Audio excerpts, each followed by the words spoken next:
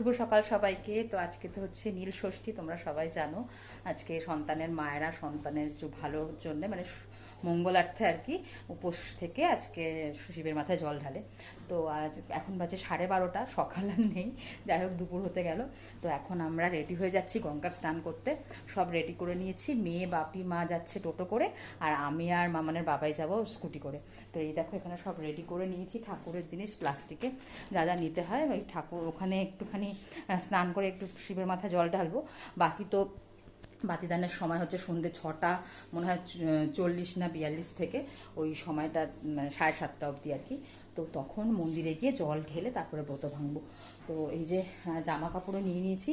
তো এখন মা বাপিরা বেরিয়ে যাচ্ছে, মনে হয় বেরিয়েও গেছে, দাঁড়াও দেখায়।